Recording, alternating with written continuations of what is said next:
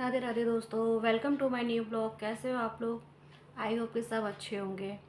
आज मैं आपके साथ अपना शेयर करना चाह रही हूँ अपना नुमाइश का फर्स्ट एक्सपीरियंस कि हमारा एक्सपीरियंस कैसा रहा। टाइम हमने अपना एग्जीबिशन में अपनी शॉप ली थी, तो हमने स्टार्ट किया अपनी जो हमने काम किया उसको बढ़ाने की कोशिश की। तो 2-4 दिन तो हमारा ये था कि जब गए बड़ा एक्साइटमेंट था, सब अच्छा था, सब अच्छा चल रहा था।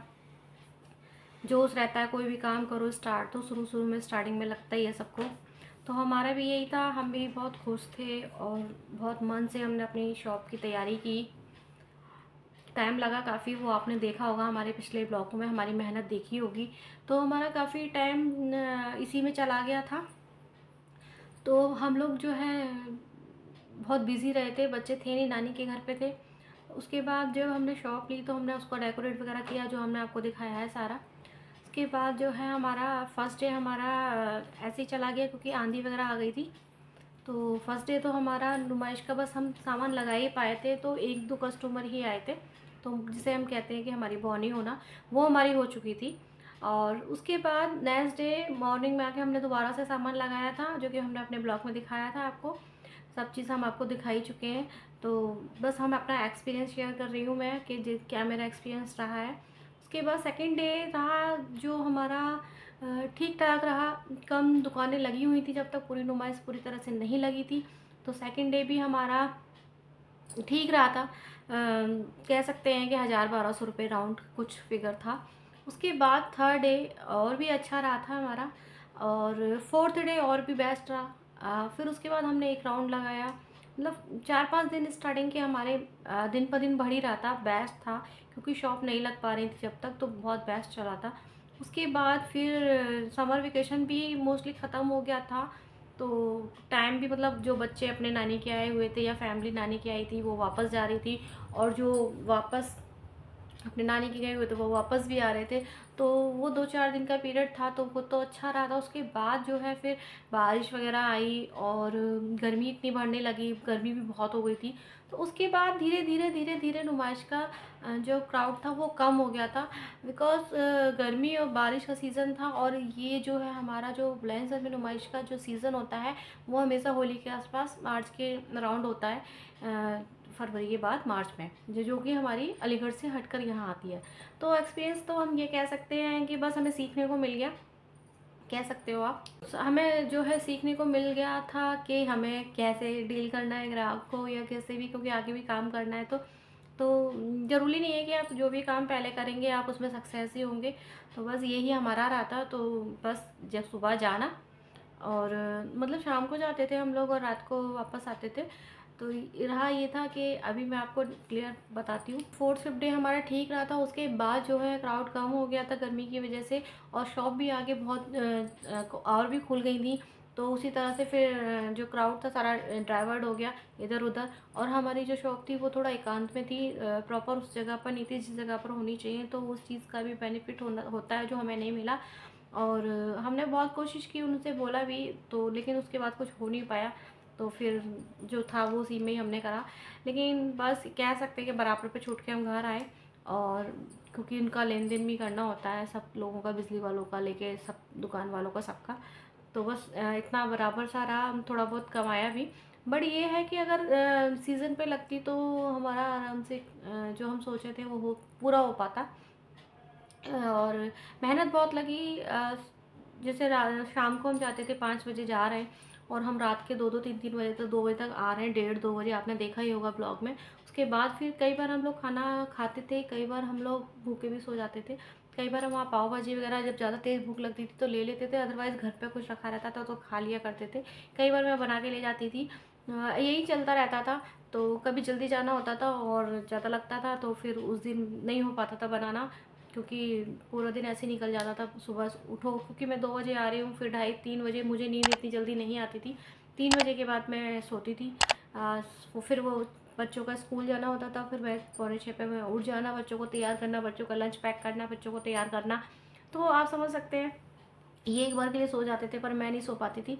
फिर बच्चों को तैयार करके स्कूल भेजना, उसके बाद फिर हम लोग नहा धो के काम फिनिश करके घर का अपना खाना पीना करके फिर मैं लेट जाती थी। फिर पंडित आता था 1:30 बजे, उसके बाद फिर उसको जगना, उसके लिए खाना पीना करना, फिर उसके बाद फिर पंडित को सुलाना, उसके बाद आरविश आता था फिर उसका करना। तो इस तरह से मुझे 3 साढ़े 3 बज जाता था और फिर 3:30 के बाद मैं लेट जाती थी और फिर 5 बजे उठ के फिर जाना। तो मेरी नींद तो पूरी हो ही नहीं पा रही थी। उस वजह से ये और मैं दोनों ही कमज़ोर हो गए थे और काफ़ी फ़र्क पड़ा, हमारी सेहत पर भी बहुत कमज़ोर हो गए थे। सबने बोला भी कि आप लोग बहुत कमज़ोर हो रहे हो। और आज मंडे है तो मैंने बस सिर धोया है, तो बस इसीलिए थोड़ा सा, आपको पता ही है कि सावन के सोमवार चल रहा है तो सबका व्रत रहता है, तो बस मेरा भी व्रत है, तो वो सिर धोया तो बाल थोड़ा गीले हैं अभी।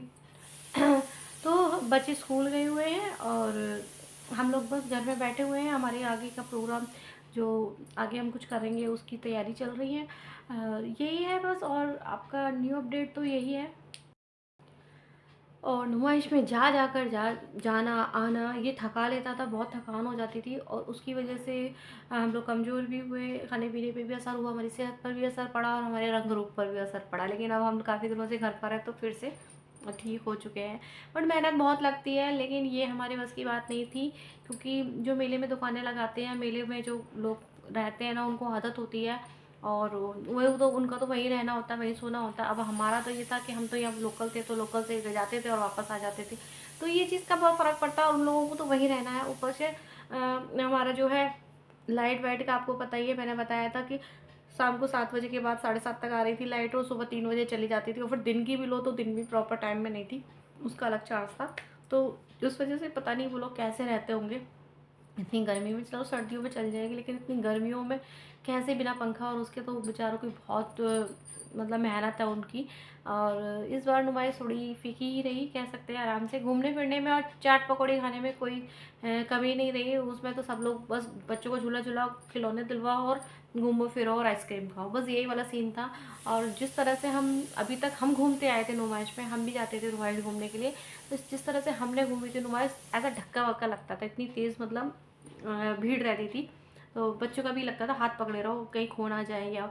लेकिन इस बार क्या था, आराम से चलो, एक यहाँ चल रहा है एक वहाँ चल रहा है, कोई दिक्कत नहीं, कोई परेशानी नहीं, बिल्कुल इतना तो मज़ा नहीं आया कुल मिला के। और हमारा एक्सपीरियंस भी ऐसा ही रहा। तो बस यही था हमारा आज का एक्सपीरियंस। और नेक्स्ट टाइम का पता नहीं क्या रहेगा, कैसा रहेगा, करेंगे भी या नहीं करेंगे। लेकिन अभी हम कुछ और कर रहे हैं और क्या करेंगे वो आपके सामने जल्द ही आ ही जाएगा, जल्द ही आ जाएगा, मतलब न्यू अपडेट देते रहेंगे। और जो भी करेंगे आपके सामने ज़रूर आएगा।